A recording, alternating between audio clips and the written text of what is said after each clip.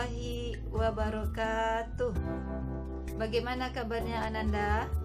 Semoga selalu sehat dan selalu dalam lindungan Allah Subhanahu wa Ta'ala.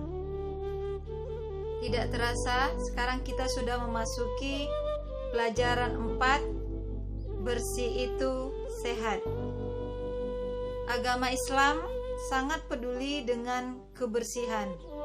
Kita sebagai orang yang beragama Islam, maka mari selalu menjaga badan, pakaian, tempat tinggal, lingkungan, dan lain sebagainya selalu tetap bersih.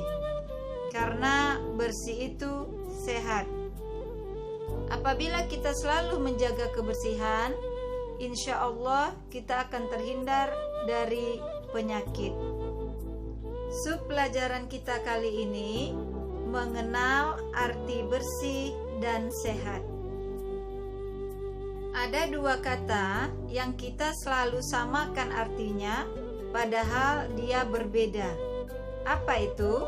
Yang pertama kata bersih, yang kedua kata suci. Bersih dan suci ini berbeda artinya. Apa itu bersih? Bersih artinya bebas dari kotoran. Sementara suci artinya bebas dari najis. Agar terhindar dari berbagai penyakit, sebaiknya kita sering membersihkan diri. Membersihkan diri bisa kita lakukan dengan cara mandi setiap hari. Islam mengajarkan kita tentang kebersihan. Hal ini sesuai dengan pepatah yang mengatakan kebersihan sebagian dari iman. Dalam ajaran Islam, kebersihan disebut dengan toharoh atau bersuci. Bersuci dalam bahasa Arab disebut toharoh. Toharoh artinya menyucikan badan dari hadas dan najis. Salah satu syarat sah solat yaitu suci badan, pakaian, dan tempat solat dari hadas dan najis.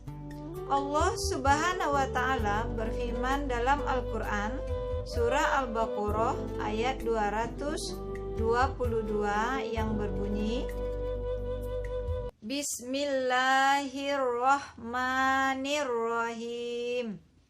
Innallaha yuhibbut tawwabina wa yuhibbul mutatahhirin.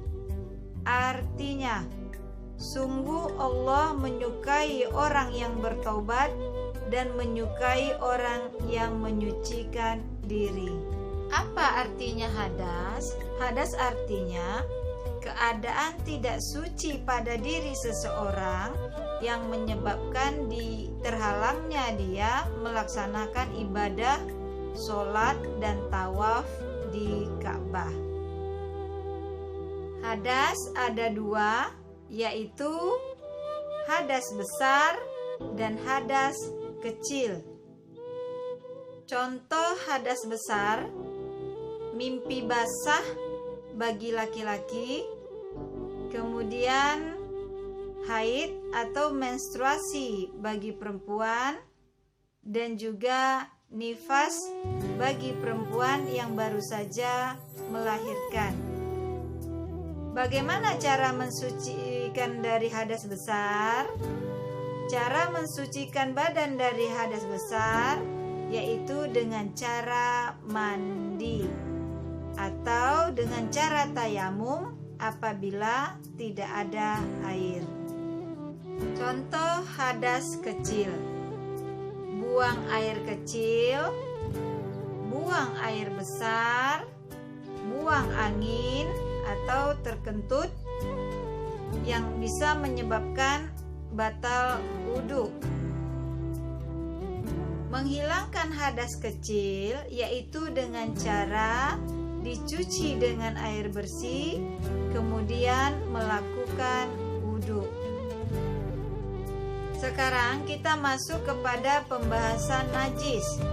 Najis adalah yang menyebabkan terhalangnya seseorang beribadah kepada Allah.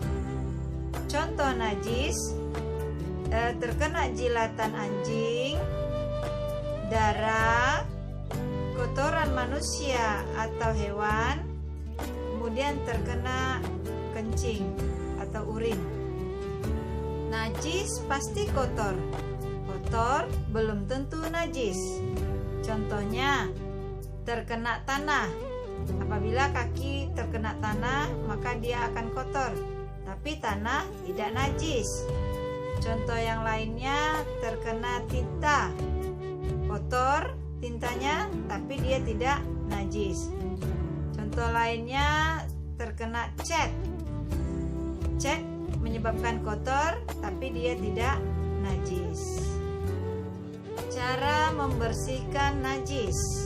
Membersihkan najis harus menggunakan air mutlak. Misalnya air sumur, air hujan.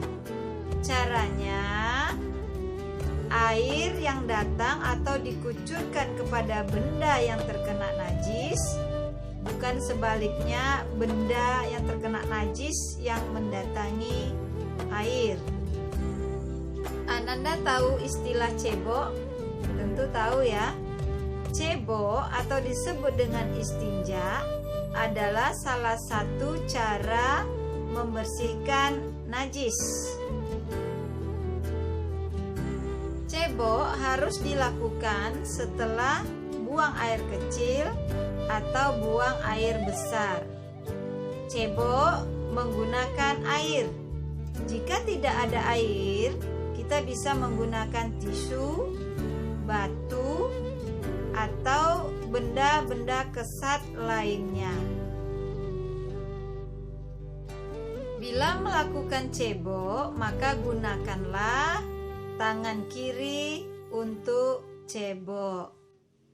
Kemana Ananda akan pergi ketika Ananda ingin buang air kecil atau buang air besar? Tentu ke toilet ya, atau WC. Sebelum memasuki toilet atau WC, hendaklah kita membaca doa terlebih dahulu, yaitu doa ketika akan masuk toilet atau WC. Mari ikuti ibu membaca doa ketika akan masuk toilet atau WC.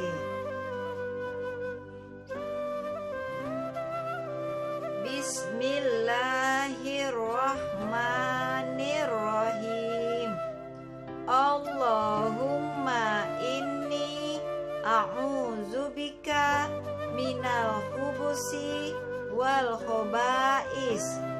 Artinya, ya Allah, sesungguhnya aku berlindung kepadamu dari segala kejahatan dan kotoran. Amin. Ananda yang ibu cintai, marilah kita selalu menjaga kebersihan agar terhindar dari penyakit. Demikianlah pembelajaran kita kali ini. Wassalamualaikum warahmatullahi wabarakatuh.